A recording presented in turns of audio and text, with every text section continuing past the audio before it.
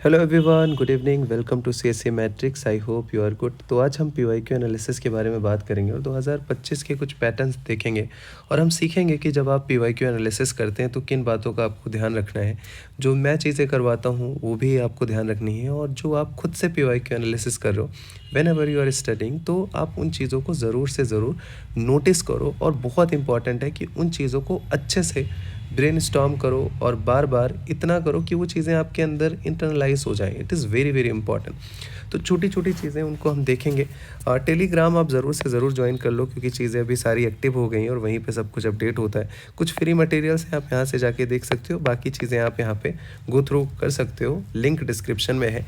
तो हम पैटर्न्स देखेंगे और क्या क्या पॉइंट्स हमें नोट डाउन करने हैं जो सबसे ज़्यादा इंपॉर्टेंट होता है ड्यूरिंग पीवाईक्यू एनालिसिस। तो मैं बहुत सारे क्वेश्चन करके लाया हूँ, आपको दिखाऊंगा और उसके साथ साथ कुछ पॉइंट्स बताऊंगा जो कि बहुत इंपॉर्टेंट है। तो पॉइंट्स आपको ध्यान से सुनने हैं, क्योंकि सबसे ज़्यादा इंपॉर्टेंट यही है। आप लोग गलतियां क्या करते हो ना, कि आपको शॉर्टकट चाहिए होता है, जल्दी से कोई ट्रिक देख लूँ, जल्दी से कोई क्वेश्चन देख लूँ, बस कैसे आते हैं बस उसको वैसे ही सॉल्व कर लेना है। वो सबसे फ्लॉप स्ट्रेटजी होती है। देखो, मैं आपको बार बार कहता हूँ कि अगर अपने चैनल से इतने सारे लोग क्वालिफाई कर रहे हैं, ठीक है, पास्ट ईयर के जो भी अपने इनिशिएटिव थे इतने सारे लोग क्वालिफाई किए, it's just not because of कि बस यूपीएससी के जो पीवाईक्यूज हैं उसको देख लिया, ट्रिक सीख लिया। वो एज ए सप्लीमेंट चीज़ें काम कर सकती हैं, लेकिन अपार्ट फ्रॉम दैट बहुत चीज़ें हैं जो आपको ध्यान रखनी होती है। तो थ्योरी पार्ट हमेशा इंपॉर्टेंट होता है, चाहे वो किसी भी डोमेन का हो, इसीलिए उसको सिखाई भी जाती है। जब तक आप उन चीज़ों को बेसिक फंडामेंटल पे काम नहीं करते, वो चीज़ें अच्छे से नहीं होती। तो सेम पीवाईक्यू एनालिसिस का भी होता है, तो उस पर भी हम बात करेंगे कि पीवाईक्यू एनालिसिस ऐसे कोई वो नहीं कि आपने कर लिया बस आपका तुरंत सब कुछ निकल गया। उसके पहले की बहुत चीज़ें हैं जो आपको ध्यान रखनी, और बार बार मैं उस पर सबसे ज़्यादा इंसिस्ट करता हूँ, हर बार करता हूँ। इवन जो इंटरनल स्टूडेंट्स हैं, जो अपने इनिशिएटिव के पार्ट्स हैं, या जो वैसे एक्सटर्नल स्टूडेंट्स हैं, उनको भी मैं ये चीज़ें बार बार बताता रहता हूँ कि बेसिक फंडामेंटल चीज़ें आपको नहीं भूलनी है। कितना भी बड़ा सिंगर हो यार, चाहे वो सोनू निगम हो, कुछ भी हो, वो रियाज़ करेगा ही करेगा, वो सा बोलेगा ही बोलेगा। वो आधे आधे घंटे तक सिर्फ सा करके रियाज़ करेगा। वो ये नहीं बोलेगा कि यार मैं इतना बड़ा सिंगर हूँ, मैं सा करूँगा, मुझे तो सारे गाने आते हैं। अरे उसको गाने इसीलिए आते हैं क्योंकि उसको वो सा आता है। विराट कोहली इतना बड़ा प्लेयर है, वो आज भी नेट पे प्रैक्टिस करता है 4 घंटे, 3 घंटे, 6 घंटे, तब जाके ग्राउंड पे खेलते हैं। वो ये नहीं कर सकता कि मैं यार नेट पे छोटे से प्रैक्टिस क्यों करूँ, मैं तो इंटरनेशनल प्लेयर हूँ। नो। तो हर चीज़ का एक फंडामेंटल मतलब जो होता है ना, वो सबसे इंपॉर्टेंट चीज़ होती है, उस पर भी हमें नज़र रखना है। और 2025 के पीवाईक्यू से हम यही सारी चीज़ें सीखेंगे। आप लोग उसको ध्यान से सुनना, अच्छा लगे लाइक करना और रिकमेंड करना कि क्या क्या चीज़ें आपकी हो सकती हैं। और एक चीज़ आप लोगों को बतानी थी कि जो इंटरनल स्टूडेंट हैं, आपके जो भी ग्रीवांसेस होते हैं, सीएससी मैट्रिक्स इंक्वायरी करके है अपना Telegram ID @CSC matrix inquiry. आप उसमें मैसेज भेज सकते हो, बता सकते हो, मेरे से कांटेक्ट कर सकते हो। लास्ट ईयर काफ़ी लोगों से मतलब क्या था ना कि ग्रीवांसेस नहीं हो पाते थे। इस बारी बहुत ज़्यादा मैं उस चीज़ के लिए कॉन्शियस हूँ कि जिसको जो भी इशूज़ हैं एटलीस्ट मेरे तक बात आए। बहुत बातें मेरे तक नहीं आ पाती, तो मुझे पता नहीं चल पाती क्या क्या आप इश्यूज़ फेस कर रहे हो। तो आप अपने तक मत रखना, खुद से परसेप्शन बना के मत रखना। If you are part of any initiative, just contact मेरे से जितना भी हो सके। इधर उधर आप मैसेज करोगे तो मैं मिल ही जाऊँगा, कहीं ना कहीं सारे ग्रुप में हूँ, हर जगह हूँ। तो आप बताना जो भी जैसे भी जिसके जो इश्यूज़ हैं, प्लीज़ इश्यूज़ अपने अपने पास मत रखना, उसको छुपा के मत रखना। मेरे से आप कॉन्टैक्ट कर सकते हो, आई एम अवेलेबल कभी भी किसी भी टाइम पे। कोई भी इशू है, I will try to solve that. चलो, वो तो वहाँ की बात थी। अभी यहाँ हम देखते हैं कि क्या क्या हमें पॉइंट नोटिस करने हैं whenever you are doing the PYQs, और फिर हम उसके प्रैक्टिकल अप्रोच भी देखेंगे ताकि आपके दिमाग में चीज़ें सही से बैठ जाएँ। तो जब भी आप पीवाईक्यू एनालिसिस करते हो ना, हमें क्या होता है कि पीवाईक्यू एनालिसिस हमारे दिमाग में मिथ होता है कि बस क्वेश्चन देखा, उसके सॉल्यूशन देख लिए, उसके ऑप्शन के सॉल्यूशन देख लिए, बस हमारा काम हो गया, वहीं से सीधे सीधे सवाल आ जाएंगे। ये नहीं है, ये बेसिक अप्रोच है। ये क्या है ना कि आपने बस पढ़ लिया, सॉल्यूशन पढ़ लिया, वो कंटेंट वैल्यू एडिशन कर लिया पीवाईक्यू के बेसिस में। That is not PYQ analysis. PYQ analysis एक डिफरेंट चीज़ होती है। उससे आपका दिमाग खुलता है, छोटी छोटी चीज़ें आप एनालाइज करते हो, दोबारा जब आप रिवाइज करने जाते हो आपके दिमाग में चीज़ें होती है, जहन में होती है कि यहाँ से सवाल आते हैं, आप उसको फिर से रिवाइज करते हो, उसको अच्छे से रीड करते हो। तो छोटी छोटी चीज़ें हमें पैटर्न नोटिस करनी है, जो हम अपने पूरे पीवाईक्यू एनालिसिस में सिखाते हैं, जो अपना लास्ट 30 ईयर का जो अपना इनिशिएटिव है। नाउ, सबसे पहले चीज़ चेक द रिपीटेड टॉपिक्स, सबसे इंपॉर्टेंट चीज़ होती है। मैंने आपको बार बार बताया, मैं ज्योग्राफी का एग्जांपल देता हूँ, कोई भी उठा के आप कोई भी सब्जेक्ट पूछे मैं बता दूंगा। ज्योग्राफी हो गया, तो ज्योग्राफी में क्या करते हो आप लोग कि सिर्फ एनसीईआरटी पढ़ लिया, इधर उधर की किताबें, ये किताबें वो किताबें, इनके नोट्स, फलाना नोट्स, इनका नोट्स, अब बाकी चीज़ें नहीं देखते। उसका एक पैटर्न है, वो हर बार एक वर्ल्ड के क्लाइमेट से सवाल पूछेगा, कहीं चाइना टाइप, कहीं आपसे मेडिटेरेनियन पूछ लेगा, कहीं आपसे मानसूनल टाइप पूछ लेगा, आपसे एक क्वेश्चन फॉरेस्ट के बारे में पूछेगा आपसे एक क्वेश्चन जो सीज टच करती हैं, बाउंड्रीज कौन कौन सी है, पूछेगा ही पूछेगा। 8-10 से अच्छे से रट्टा मार लो, थोड़ा दिमाग चला लो, कहाँ कहाँ से पूछ सकते हो। जो अपना मैपिंग सीरीज़ है लास्ट ईयर, उससे बहुत सारे सवाल हैं। मैपिंग अपना CSE मैट्रिक्स का देखो, बहुत शॉर्ट टाइम में मैं चीज़ें करवाता हूँ। मेरा ये नहीं रहता कि आपको बकरबाजी कराऊँ, दुनिया भर की चीज़ें बताऊँ, कहानियाँ बताऊँ, एकदम कट टू कट कि आपके 10 मिनट में वो पूरा कॉन्टिनेंट तैयार, उतना ही चाहिए होता है। उससे ज़्यादा सवाल आते भी नहीं, आएगा तो वो फिर मेरिट में नहीं जुड़ता है। Be practical. मैं एस्पिरेंट पॉइंट ऑफ व्यू से चीज़ें समझाने की कोशिश करता हूँ, ना कि मुझे ये दिखाना है कि मैं कितना बड़ा शाहरुख खान हूँ। नहीं, वो कम टाइम में आप उसको अच्छे से कवर कर लो, क्योंकि आई नो कि आप किस फेज से जाते हो। टाइम नहीं होता हमारे पास, हम ये सोचते हैं जल्दी से चीज़ें कवर हो जाए, और जो हमारे लिए रिलेवेंट है, तो एक अपना एक्सपीरियंस है काफ़ी अच्छा पास्ट में, उस हिसाब से मैं चीज़ें आपको करवा देता हूँ। तो आपको रिपीटेड टॉपिक्स देखने हैं, जैसे मैं ज्योग्राफी का एग्जांपल बताया, बहुत सारे ऐसे टॉपिक्स हैं, थीम्स हैं, जो पाथ फाइंडर में है वो जानते हैं। मैं उनको छोटी छोटी चीज़ें बताता हूँ भी, अपकमिंग डेज में तो वो चीज़ें और ज़्यादा रूथलेस होंगी। तो वो आपको लास्ट ईयर भी मैंने बता रखा था, इस बारी फिर से मैं बता दूंगा, एक आध वीडियो आप लोगों के लिए बना दूंगा अगर आप लोग कमेंट बॉक्स में बताओगे। माइक्रो लेवल पे बता दूंगा, ताकि आपके लिए चीज़ें आसान हो जाए। डोंट वांट कि जो बाहर लोग हैं वो एक्सक्लूड हों चीज़ों को लेके, आपको भी बेसिक चीज़ें थोड़ी बहुत चलती रहे, आपका फ़ायदा होता रहे, क्योंकि आप भी कहीं ना कहीं अपने फैमिली से एसोसिएटेड हो ना। जैसे पॉलिटी हो गया, तो पॉलिटी में क्या है कि fundamental right, DPSP, parliament, supreme court, उसके साथ साथ आपके जो प्रियम्बल है वहाँ से सवाल आते हैं। तो 7-8 टॉपिक्स हैं जहाँ से आपके मेजॉरिटी क्वेश्चन, 70-75 क्वेश्चन वहाँ से आ जाते हैं। तो परसेंट में बात कर रहा हूँ, तो सेम हर टॉपिक का होता है। तो रिपीटेड टॉपिक आपको देखना है, और आपको क्या करना है, उसकी एक लिस्ट बना लेनी है। लिस्ट बनाने के बाद whenever you are studying, for example geography अगर आप पढ़ रहे हो, तो आप पूरा ज्योग्राफी रिवाइज करोगे, उसमें तो आपका कोई डाउट नहीं है। लेकिन एट द सेम टाइम जब आप दूसरा, तीसरा, चौथा रिवाइज करोगे, तो उसमें जो चीज़ें रिपीट हो रही हैं, जो आपके PYQ में आ रही हैं बार बार, वो वाला थीम, उसको आपको बहुत अच्छे से दोबारा लाइन बाय लाइन पढ़ना है। देखो एक क्या होता है ना, मैं आपको एक तरीका बताता हूँ कि आप पहली बारे में नोट्स बनाओगे, जो पाथ फाइंडर में है वो जानते हैं। उसके बाद क्या करोगे, नोट्स बनाने के बाद फिर आप रिवाइज करोगे, दोबारा रिवाइज करोगे, तिबारा रिवाइज करोगे। चौथी बारी में जब रिवीजन का टाइम आता है, तो हम जो हाईलाइट करते हैं, जो भूलते हैं, उसको करते हैं। लेकिन जो टॉपिक बार बार आते हैं, मान लो पूरी लक्ष्मीकांत से 7 चैप्टर है जहाँ से बहुत सवाल आते हैं, तो वो चैप्टर आपको हर बारी अच्छे से पढ़ना है, क्योंकि वो आपका थीम है। तो ये आप सीखते हो, इससे क्या होता है, इनपुट आउटपुट रेशियो आपका हाई हो जाता है। जब आप PYQ एनालिसिस दोबारा करोगे, या UPSC में जब PYQs आते हैं, तो आप अच्छे मार्क्स लेके आते हो, एज़ कम्पेयर टू कि आपने ये सारी चीज़ें मिस कर दी, प्रोसेस पूरा मिस कर दिया, सीधे जाके PYQ लगा के चीज़ें कराए। वो उनके लिए अच्छा होता है जो IRS ऑलरेडी, जो सिलेक्टेड कैंडिडेट हैं, उनके कॉल आते हैं कि सर PYQ देख लें। हाँ ठीक है, देख लो, उनको चीज़ें पता है मोर और लेस, या जिन्होंने मेंस पहले लिख रखा है, 2-3-4 एक्सपीरियंस है, वेटरन है, उनके लिए फ़ाइन है। जो नए हैं या एक आध मेंस से लिख रखा है, तो इट्स वेरी इंपॉर्टेंट कि आप उस चीज़ को अच्छे से एनालाइज करो। ठीक है, नेक्स्ट है आप लिंकेजेस को देखो स्टेटमेंट में, जब भी आप करते हो। अभी मैं आपको 2025 का दिखाऊंगा, ये पूरा ट्रेंड है 2011 से, मैं ईयर वाइज चीज़ें कराऊंगा जो अपने इनिशिएटिव में है। और वो ईयर वाइज जो है आप देखोगे, जो 2011 में था ना, वो 2025 में भी है। कोई चीज़ इरिलेवेंट नहीं है, आज भी सेम पैटर्न है। और वो पैटर्न आपको सीखना है, वो स्टेटमेंट देखना है कि जैसे ही आप 4 ऑप्शन देखो, जब आप एग्ज़ाम हॉल में होते हो तो पहले तो हमारा दिमाग बंद हो जाता है। लेकिन जब आप PYQ एनालिसिस अच्छे से किए होते हो ना, हर एक स्टेटमेंट को रीड किए होते हो, समझे होते हो, तो आप जाके जैसे क्वेश्चन देखते हो, आपका दिमाग वैसे चलता है। वो चीज़ें आपको ऐसा नहीं पता नहीं होती, लेकिन उस टाइम पे ब्रेन नहीं चलता वैसा। और ये चीज़ें आप PYQ से सीखते हो, कैसे स्टेटमेंट को रखते हैं, कैसे चेंज करते हैं, कैसे आप लिंकेजेस बिठाते हो। जैसे 2025 में एक नया टाइप का आया था, 3-3 स्टेटमेंट वाले सवाल आए थे, उसको भी अभी हम देखेंगे। वैसे टाइप के सवाल को आपको कैसे टैकल करना है। हर साल UPSC कुछ नया करता है, and be ready for that. और ये सबसे आसान सवाल थे 2025 में। मैं पूरा PYQ करवाऊंगा आप लोगों को, कोशिश करूंगा कि आप लोगों को मतलब फ्री में प्रोवाइड किया जाए। बट देखते हैं, वो मैं कमिटमेंट नहीं कर रहा हूँ। आप लोग के कैसे रिस्पॉन्स रहते हैं, अगर आप बोलोगे तो मैं पूरा 1 से 100 तक करवा दूँगा। लेकिन अभी जो फंडामेंटल चीज़ें हैं उसको आपको ध्यान रखना है। पैटर्न जो अभी मैं बताऊँगा उसको आप पहले देख लो एक बारी, क्योंकि वो ज़्यादा हमारे लिए इंपॉर्टेंट है। तो लिंकेजेस स्टेटमेंट के आपको देखने हैं, जो कि सबसे इंपॉर्टेंट चीज़ है। ये मेरे लिए सबसे काम करता है।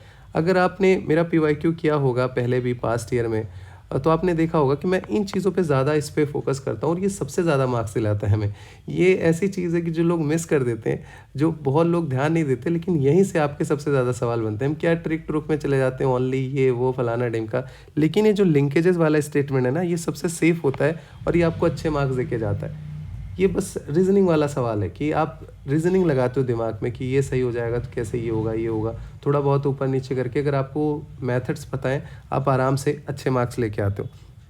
थर्ड है, आप डेप्थ देखो कहाँ से पूछते हैं। 2025 में क्या हुआ था कि कॉन्सेप्चुअल क्लैरिटी पे बहुत सवाल आ गए। जैसे मान लो इकॉनमी है, तो इकॉनमी क्या था कि उन्होंने डेटा दे दे के पूछ लिया, 20,000 आपका प्राइमरी डेफिसिट है, रेवेन्यू डेफिसिट। तो देखो फंडामेंटली सेम। अगर आपने कॉन्सेप्चुअल क्लैरिटी में आपको 4 साल से चिल्ला रहा हूँ, मैं 6 साल से मेंटरशिप दे रहा हूँ, 5 साल से, 6 साल से, लास्ट 2 साल में 1000 लोगों से प्लस लोगों ने मेंस लिखा है अपने गाइडेंस में। लेकिन मैंने हर बार ये बताया कि बेसिक कभी यूपीएससी नहीं छोड़ता। अगर आपकी बेसिक कॉन्सेप्चुअल क्लैरिटी है ना, तो ये चीज़ें आपकी गलत नहीं होगी। अभी मैं आपको दिखाऊंगा और भी बाकी सब्जेक्ट से रिलेटेड दिखाऊंगा। तो ये आपको समझ में आना चाहिए कि यूपीएससी कोई रॉकेट साइंस नहीं पूछता कि आपसे बहुत ही ज़्यादा डेप्थ में जाके पूछेगा। और मैंने ये भी बता रखा है कि 100 में से 25-30 सवाल ही आते हैं जो हमें अच्छे से आते हैं। बाकी 70-75 आप जो आपका बेसिक होता है उसको अप्लाई करते हो, प्लस आप पीवाईक्यू से जो सीखते हो, जो आपने रिवाइज कर रखा है, वो सारी चीज़ें अप्लाई होती हैं। तब जाके आपके कट ऑफ क्लियर होती है। तब आप जाके ये है कि हमारा प्री निकल जाता है और आराम से निकल जाता है। तो ये भी आपको ऑब्जर्व करना है कि डेप्थ का लेवल क्या है। ठीक है, कोई भी क्वेश्चन है वो कितने डिफिकल्टी में पूछ रहे हैं, सॉरी थोड़ी तबीयत नहीं ठीक है। Now spot extreme words in option for elimination. तो ये तो बहुत है, इसमें कम से कम मैं आपको 30-40 एक्सट्रीम वर्ड सिखाऊंगा। छोटे छोटे बताऊंगा कॉन्सेप्ट कैसे आते हैं, क्या है। 2011 से लेके 2025 तक कितने साल हो गए, मतलब ये तो हो गया। फिर 1995 से 2010 तक वो आपका जो सब्जेक्ट वाइज हम चीज़ें पढ़ाएंगे, वैल्यू एडिशन होगा। तो दैट इज़ डिफरेंट थिंग। ये तो ट्रिक है जो हम कहते हैं ना, जो आप यूट्यूब वगैरह पे देखते हो कि ऐसे 100 क्वेश्चन में से 80 सॉल्व कर लो, 70 सॉल्व कर लो। तो ये सिर्फ एक एस्पेक्ट आता है, लोग यही करके चले जाते हैं, वाह वाह करते हैं। मुझे नहीं अच्छा लगता। आप मेरा भी वाह वाह करते हो जब पीवाईक्यू देखते हो, 1-1 लाख व्यूज़ चले गए। लेकिन मैं सोचता हूँ कि यार ये लोग मतलब फंडामेंटल चीज़ें आप मिस कर रहे हो। उसमें बहुत लोग कहते हैं कि सर आपने तो ट्रिक्स बता दिए, अब सारे लोग क्वालिफाई कर जाएंगे, कट ऑफ बढ़ जाएगी, डिलीट कर दो। अरे नहीं, डिलीट क्या यार, वो तब भी नहीं क्वालिफाई कर पाएंगे। वो इट्स नॉट ऑल अबाउट कि पीवाईक्यूज बस आपने एक वीडियो की ट्रिक देख ली, आपको सारी चीज़ें आ गई। It's long process. वो चीज़ें दिमाग में इंटरनलाइज होती हैं। हर एक क्वेश्चन गलत कैसे होता है आपको ये पता चलेगा कि बहुत सारे सवाल हम सही भी नहीं कर सकते, कोई नहीं कर सकता। वो चीज़ें दिखाई जाती हैं, सुपरफिशियल लेवल पे हो जाती हैं। यूट्यूब पे भी चलो ठीक है, कम्युनिटी जुड़ जाती है, बहुत सारे लोग आ जाते हैं, वो भी ज़रूरत होती है तो लोग अलग अलग टाइप की वीडियो बना देते हैं। मैं भी 1-2 बना देता हूँ। But at the same time अगर प्रैक्टिकली में बात करूँ एज ए एस्पिरेंट, तो आपको ये भी सीखना है कि कौन कौन से सवाल हैं जो आपके गलत होंगे ही होंगे। वो चीज़ें हमें नहीं पता चलती हैं और आप एग्ज़ाम में पैनिक करते हो। और वो चीज़ें अगर आपको नहीं पता है कि गलत भी क्या हो सकती है, कैसे आपको कॉन्फिडेंस आएगा। आपको सब सही सही करना है, बट एक्चुअल में सब सही सही नहीं होता है। ये सब सही सही नहीं होगा, एग्ज़ाम में भी नहीं होगा। और ये एक लर्निंग का प्रोसेस होता है कि आप चीज़ों को मैक्सिमाइज़ कैसे करोगे। हम चीज़ों को एलिमिनेट नहीं करते। आपके ऐसे नहीं होंगे गलतियाँ ही ना हो, गलतियाँ होंगी, लेकिन गलतियों को मिनिमाइज़ कैसे करना है और जो सही है उसको मैक्सिमाइज़ कैसे करना है, ये हमारी लर्निंग है। फिर ये है कि track the repeating themes, new wording across year. New wording जैसे बार बार उसी चीज़ से, मान लो इकॉनमी का मैंने बोला पहले कॉन्सेप्ट से पूछते थे, अभी क्या कर दिया उन्होंने, उसमें डेटा वगैरह डाल के पूछ रहे। स्टिल ईजी है, अगर आपको कॉन्सेप्ट पता है आप आराम से 1 सेकंड के अंदर चीज़ें कर लोगे।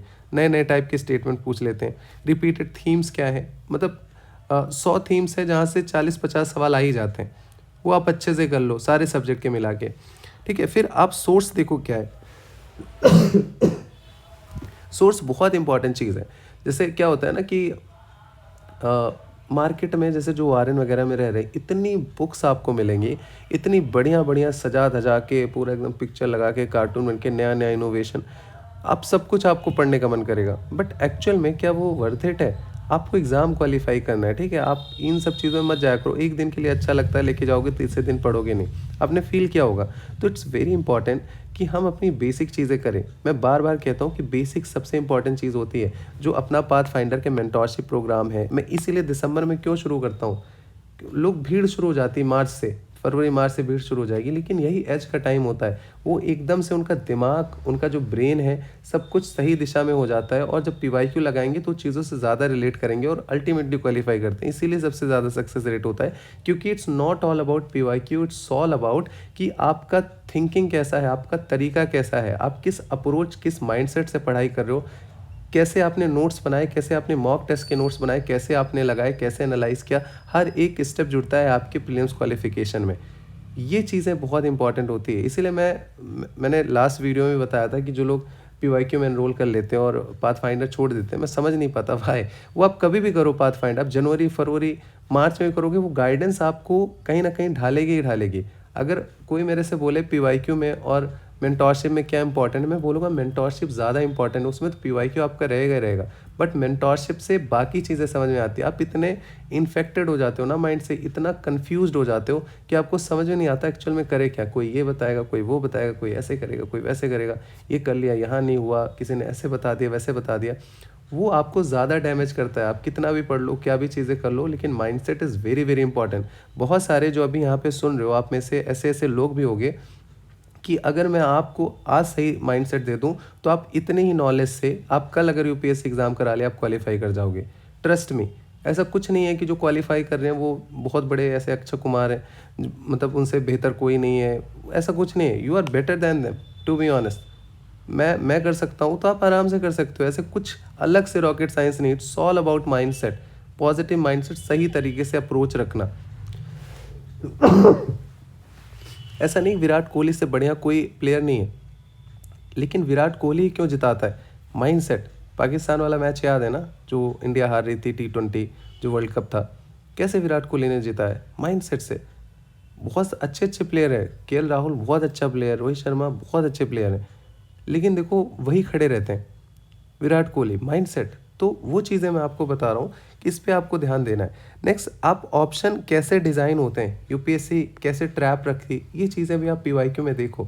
जैसे एक स्टूडेंट था मेरा, when I was in Vajiram, I forgot the name, Yadav करके था, और वो ऐसे पीवाईक्यू लिख के लाता था और एक एक चीज़ें नोटिस करके लाता था। मैं इंप्रेस हो जाता था कि यार कितने अच्छे से इसने कर रखा है, और उसका मतलब हुआ भी। तो ये चीज़ें होती हैं कि आप उसको ध्यान से देखो कैसे बन रहे, क्या चीज़ों को इंटरनलाइज करो। मेरे बहुत सारे, अगर आप नहीं हो उसके इनिशिएटिव के पार्ट, बहुत सारे फ्री के वीडियोस पड़े हुए हैं यूट्यूब पे, जस्ट वॉच दैट। वहाँ से आपको बहुत लर्निंग मिलेगी, थोड़ा बहुत आप समझ जाओगे, खुद से ट्राई करोगे, चीज़ें आप सीखोगे। तो वो भी आप थोड़ा सा करो। जैसे अगर मैं 2025 के एक ट्रेंड बताऊँ, चीज़ें बताऊँ, आपको समझ आएगा। कोई चेंजेस नहीं आते। लोगों को लगता है कि पैटर्न चेंज हो गया, ये हो गया, कुछ भी नहीं है, सेम चीज़ें हैं, बस वर्डिंग चेंज हो जाती है। वो हर साल होगी। आपको कभी ऐसे थाली में सजा हुआ सब कुछ नहीं मिलेगा, थोड़ा तो एफर्ट मारना पड़ता है। और वो एफर्ट अगर आपने सही पैटर्न से, सही प्रोसेस से, सही तरीके से चीज़ें सीखी हैं, सब कुछ आपको समझ में आ जाएगा। बेसिक का कोई सब्सटीट्यूट नहीं। अगर आप बेसिक गलत कर रहे हो तो आप चीज़ें नहीं कर पाओगे, बहुत डिफ़िकल्ट हो जाएंगे आपके लिए। ट्रिक से यूपीएससी का प्री नहीं निकलता है। बेसिक बहुत इंपॉर्टेंट है। बेसिक की अगर मैं बात करूं, जैसे अगर मान लो 2025 के मैं सवाल बताऊं, आप देखो 2025 के आप सवाल देखो। जैसे कॉन्स्टिट्यूशनल बॉडी पूछ रहा है, अब इसमें से कौन सा है? अगर यही आप गलत कर रहे हो तो फिर अब कैसे, मतलब सोचो, आप बहुत अच्छा भी सवाल अगर आप सही करके आओ, लेकिन ये तो आपने गलत कर दिया ना। डांसिकल आपसे पूछ रहा है किसका बना हुआ था, अगर आपने ये गलत कर लिया। DPSP, fundamental right, fundamental duties, ये सारी चीज़ें अगर आप नहीं पहचान पा रहे हो, बार बार पिछले साल का वीडियो देखो, उसके पिछले का देखो, ये सारी चीज़ें मैंने हाईलाइट कर रखी हैं और यहीं से सवाल आते हैं। बेसिक चीज़ है, सेल्फ रिस्पेक्ट मूवमेंट, कोई क्रोनोलॉजी भी नहीं पूछ रहे, हम तो डेप्थ में जाते हैं। हरिजन वाला जो शुरू किया था कॉन्सेप्ट, गांधी जी ने कब किया था? जब पूना पैक्ट हुआ था, उसके बाद से उन्होंने सोचा कि हमें कुछ करना है, उन्होंने अलग अलग ऑर्गेनाइजेशन बनाए। स्पेक्ट्रम पढ़ते हो। अब ऐसे सवाल में अगर आपने एक भी गलत कर दिया ना तो पीछे चले जाते हो। और ये चीज़ें क्या होती हैं, बहुत सारे लोगों में एक पैसिव एरोगेंस होता है। उनको ये लगता है कि उन्होंने सारी चीज़ें पढ़ रखी हैं और अभी तो हमें बस ट्रिक देख लेना है, पीवाईक्यू एडवांस लेवल पे देख लेना है कैसे क्या है, ट्रेंड है, और वो जंप कर जाते हैं सीधे, वो यहाँ से यहाँ जंप कर जाते हैं, इस एरिया में आ जाते हैं, इस पे काम नहीं करते जो इनका फंडामेंटल है। उनको लगता है कि ये चीज़ें हमें आती हैं, बट एक्चुअल में ऐसा नहीं है। बहुत सारे लोग पाँचवें अटेम्प्ट में, छठे अटेम्प्ट में फिर भी ये सारी चीज़ें पढ़ के जाते हैं, बेसिक रिवाइज करके जाते हैं, इसीलिए उनका बार बार निकलता है। फिर यही एक तरीका है जो आपको चीज़ें और ज़्यादा मैक्सिमाइज करेगा। अगर आपका कोर स्ट्रांग है ना, तो पेपर कैसा भी आ जाए आप नहीं हिलोगे, ट्रस्ट मी। अगर कोर नहीं आपका स्ट्रांग है, उस पर आपने काम नहीं किया, तो आप आगे जाके हलचल में आओगे। और यही टाइम होता है, यही दिसंबर, जनवरी, फेब से भी अगर आप चीज़ें थोड़ा सा संभाल लो तो काफ़ी चीज़ें अंडर कंट्रोल होती हैं। नहीं, मार्च से वही क्राउड रश, वही मेंटालिटी, सब एक जैसे, सब एक मटेरियल, आपको क्या अलग बनाएंगे? कैसे आपको लगता है कि चीज़ें डिफरेंट होगी? तो आप नोट्स नहीं बनाते। बहुत बहुत गलत चीज़ होती है कि लोग नोट्स ही नहीं बनाते, उनको पता ही नहीं होता कैसे क्या करना है, बस पढ़ लेते हैं, बार बार वही मिस्टेक, सेम चीज़ें रिपीट कर रहे हो, 2 अटेम्प्ट, 3 अटेम्प्ट, 4 अटेम्प्ट, ये नहीं करना है। अगर आपकी कोई भी इशू है आप नीचे कमेंट में बताना, मैं उसमें रिप्लाई करूँगा। और आप पूछ सकते हो कोई ऐसे इश्यूज़ अगर आपके रहते हैं, टेलीग्राम ज्वाइन कर लो, वहाँ भी अवेलेबल रहता हूँ। टेलीग्राम ज़रूर से ज़रूर ज्वाइन किया करो यार। और आप लोग सब्सक्राइब भी नहीं करते, थोड़ा सा किया करो। अभी ग्रो नहीं कर रहा है चैनल, कुछ दिन से मैं वीडियोस भी नहीं डाल पा रहा हूँ, लेकिन अभी रेगुलर रहेगा तो थोड़ा सा 1 सेकंड लगता है। सब्सक्राइब करोगे तो एल्गोरिदम वैसे यूपीएस उसका चलता है यूट्यूब का, इसलिए नहीं कर रहा हूँ कि उससे मुझे पैसे मिलेंगे, एल्गोरिदम ऐसा ही है ना। पैटर्न एंड लर्निंग, जैसे एक चीज़ आपने देखा होगा कि ये सारे बेसिक सवाल हैं, देखो 5 यही हो गया, ऐसे बहुत सारे हैं, मैं तो इसे रैंडम उठाया हूँ। अभी जब 1 से 100 करेंगे तो बहुत चीज़ें आप सीखोगे, बहुत ट्रिक्स सीखोगे, उसमें बहुत एक पैटर्न सीखोगे। लेकिन जैसे मान लो हरा घट्टा है, PYQ से आया है, अब ये आप नहीं गलत कर सकते। फाइयान कब आया था, बहुत बेसिक सवाल। ये जो राजेंद्र चोला वाला पूछा था इन्होंने, हम पढ़ते थे ना कि वो गया था, फिर उसका लड़का था राजेंद्र चोला का, बताओ कौन था? ये 2 थे ना इसमें, एक राजा राज थे, एक राजेंद्र था। तो राजा राज थे, वो श्रीलंका तक गए थे, ये पूरा मार कुटाई करके आए थे, साउथ ईस्ट एशिया तक। तो बेसिक चीज़ें हम पढ़ते रहते हैं। फिर ये विचित्र, चित्त और गन भरा, ये सारी चीज़ें मैंने नोट्स में लिख रखी हैं। 1 सेकंड लगेगा मुझे ये सारे सॉल्व करने में। जो कहते हो ना आपका पेपर नहीं कंप्लीट होता, अब ये बेसिक सवाल है, इसमें आप ओवरथिंक करोगे कि समुद्रगुप्त था कि चंद्रगुप्त था, इसमें कर रहे हो कि इसमें कौन था, तो फिर कैसे आपकी टाइम है? ये 2-2 सेकंड के सवाल हैं यार, 2-2 सेकंड, 2-2 सेकंड के, ये सारे 2-2 सेकंड के। पढ़ते ही स्टेटमेंट आप सही कर दोगे। Interest receive on loan credit liability of government, कैसे? अगर बेसिक कॉन्सेप्चुअल क्लैरिटी है, तुरंत आप काटोगे और सीधे आंसर पे आओगे। तो ऐसे ही आपके पेपर भी कंप्लीट होते हैं। बेसिक फंडामेंटल चीज़ें आपको नहीं गलत करनी है, ये आपको ध्यान में रखना है। फिर जैसे मान लो सवाल पूछ लिया, हम स्टेटमेंट वाला, देखो जो चीज़ें मैंने बता रखी हैं पहले भी हम लोग डिस्कस करते थे, वो चीज़ अभी भी रिलेवेंट है, वो कोई ऐसे ख़त्म नहीं है। मैं आपको बस थोड़ा सा सैंपल दिखा रहा हूँ, मेन पॉइंट आपको बताना था कि कैसे आप उनकी इन चीज़ों पे ध्यान रखो। जैसे 2 स्टेटमेंट है, ठीक है, अब ये दोनों एक्सट्रीम में है तो दोनों सही नहीं होंगे, दोनों गलत भी नहीं हो सकते, ऑप्शन भी नहीं है। पिछले साल भी यही चीज़ें मैंने बताई थी। एक गलत होगा, कह रहे हैं Indian income from agriculture like poultry farming wool in rural areas exempted from any tax. बहुत एक्सट्रीम हो गया यार, ऐसे तो फिर कंगाली आ जाएगी। कितनी मेजॉरिटी एग्रीकल्चर की चीज़ें होती हैं, वहाँ टैक्स ही नहीं लेंगे, कुछ भी नहीं लेंगे किसी भी फॉर्म में, तो फिर दिक्कत हो जाएगी ना। दूसरा कह रहे हैं India rural agriculture land is not consider capital asset in the provision of, हाँ ये एग्जाम्पशन दे देते हैं कि इसको कैपिटल नहीं मानेंगे, तो थोड़ा बहुत एक लीवे मिल जाता है। दोनों में अगर हमें देखा जाए, दोनों तो गलत करेंगे नहीं, तो एक तो सही होगा ही होगा। अब एक सही करना है तो आप ये सही करोगे, ये ज़्यादा चांसेस गलत होने के। वही चीज़ें जो बार बार पढ़ते हैं, 3 स्टेटमेंट पूरे जनरली सही नहीं होते, है ना, अगर साइंस वगैरह के नहीं है। कह रहे India is resource rich country all 30 critical mineral, देखते ही काटो, क्या कॉमन सेंस लगाओ यार, इसमें कुछ भी नहीं करना है। या मर्चेंट पेमेंट वाला, मान लो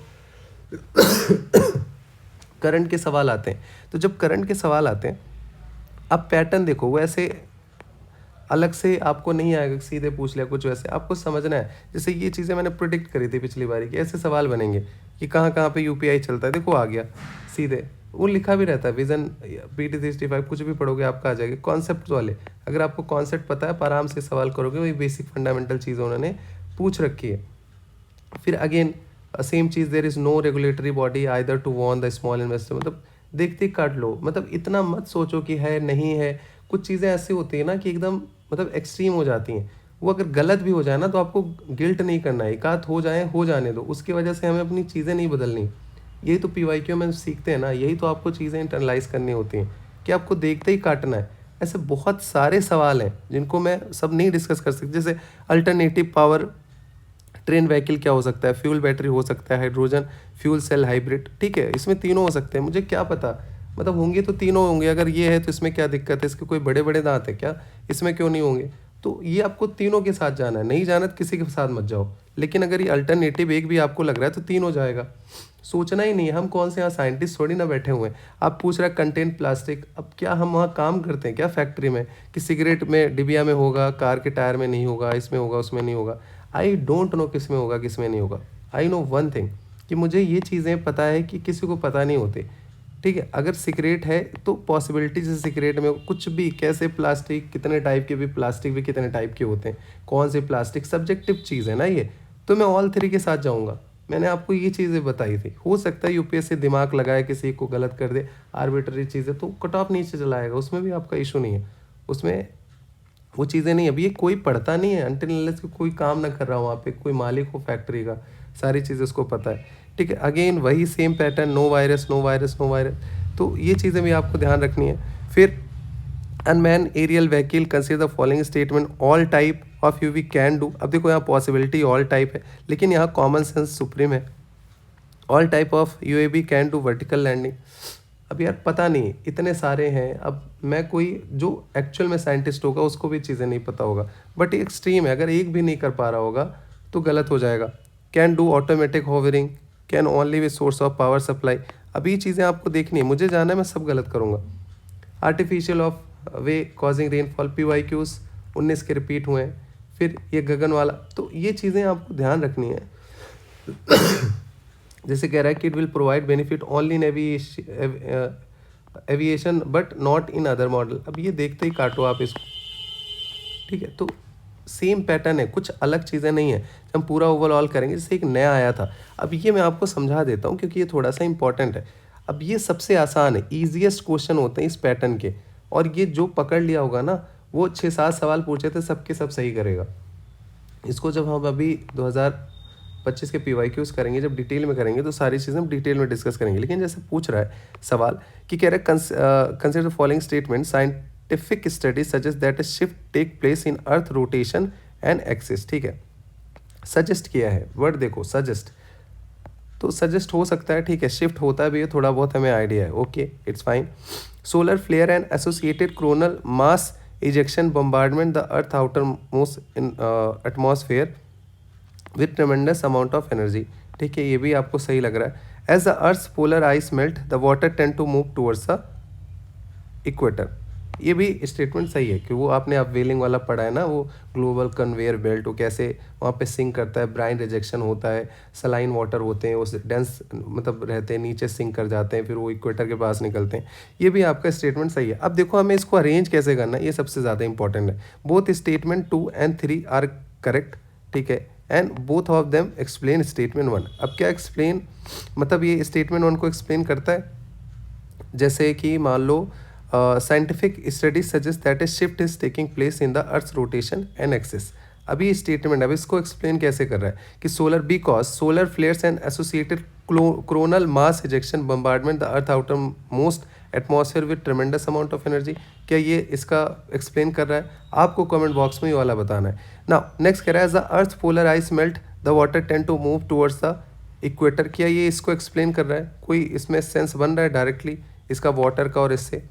नाउ मुझे ये चीज़ें नहीं समझ में आ रही। Both statement 2 and statement 3 are correct but only one of them explain the correct explanation. तो ये सही है और एक इसमें से एक्सप्लेन कर रहा है, जैसे ये तो नहीं कर रहा है, मेरा दिमाग नहीं काम कर रहा है। एज ए एस्पिरेंट मैं एग्जाम हॉल में बता रहा हूँ, यूपीएससी का क्या आंसर हो आई डोंट नो, लेकिन ये तो इससे कोई डायरेक्ट ऐसे लिंक नहीं आ रहा है, तो मैं इसको बोलूँगा कि हाँ ठीक है ये तो नहीं होगा। Only one of the statement 2 and second is correct, नहीं करेक्ट तो सारे हैं तो ये तो हमारा नहीं होगा। नाइदर स्टेटमेंट हो एट करेक्ट, तो ये भी हमारा नहीं होगा। तो ऑटोमेटिकली आप बी पे आ जाओगे, ठीक है, ऑटोमेटिकली। थोड़ा सा कॉमन सेंस लगाओ। Article 6 of the Paris agreement, climate change frequently discuss in global discussion. Discuss की बात हो रहा है, हाँ डिस्कस वर्ड देखो, ग्लोबल डिस्कशन में होता है, ठीक है, सही है स्टेटमेंट, इसमें कुछ गलत नहीं है। Article 6 of the Paris agreement climate change set out principle of carbon market. हम बार बार पढ़ते हैं आर्टिकल 6 आर्टिकल 6 बोलने से ना थोड़ा सा कफिंग ज़्यादा होता है। ये भी सही है, दिल्ली की तो ऐसे ही है ना चैम्बर, वो क्या बोलते हैं उसका, धुआं चैम्बर, उसमें तो ऐसे ही कफिंग नहीं जाती। Article 6 of the Paris agreement on the climate change intend to promote inter country non market strategy to reach climate change, ये भी क्लाइमेट चेंज से रिलेटेड है और पॉजिटिव स्टेटमेंट है, इसके भी सही होने के चांसेस है। तो तीनों जो है ना ये को रिलेट है, मतलब कोई ऐसे अलग से नहीं है, जैसे इसमें ये अलग से थोड़ा सा हो गया। Both statement second are correct and both explain the statement one, बिल्कुल ठीक है, ये दोनों चीज़ें आ रही हैं। Both second statement correct but only one of the explain one, दोनों मार्केट से ही है ना, ये दोनों इसी से लिंक है। अब ये बहुत ही क्लोजली लिंक है, इसको ऐसे मत सोचना कि ये ऐसे कैसे लिंक होगा वैसे कैसे, अब ये अलग अलग है, ये चिड़िया की बात कर रहे हैं, आम की बात कर दिया, लेकिन यहाँ ऐसी तीनों चिड़िया की बात कर रहे हैं। एक कॉमन सेंस की चीज़ें आपको सोचनी है, बहुत ओवर थिंक नहीं करना है, उतना टाइम नहीं होता। Only one statement is correct, नहीं ये हटा दोगे ये हटा दोगे, ऑटोमेटिकली आपका ये सही हो जाएगा। तो जब हम PYQ डिटेल में करेंगे ना तो ये सारी चीज़ें आपको समझ में आएंगी। फिर अगेन ये सारी चीज़ें आपको समझना है, हमने 23 में भी डिस्कस किया था, 24 में भी डिस्कस किया था। जैसे ये राजा राम मोहन रॉय के बारे में पूछ लिया, पॉजिटिव स्टेटमेंट जब भी किसी पर्सनालिटी के बारे में होता है तो सारे पॉजिटिव सही हो जाते हैं। ग्रेट लव रिस्पेक्ट बिल्कुल सही हो जाएगा, ट्रेडिशन फिलॉसफी डिज़ायर था उनकी, इस country man accept rational scientific बिल्कुल सही, सोचना ही नहीं है इसमें। फिर प्लेसेस इन न्यूज़ आपसे बार बार पूछता है, वर्ल्ड हिस्ट्री वगैरह अगर आप पढ़ते हो सर्डेनिया कहाँ है तो आप आराम से कर लोगे, और उसमें वैसे भी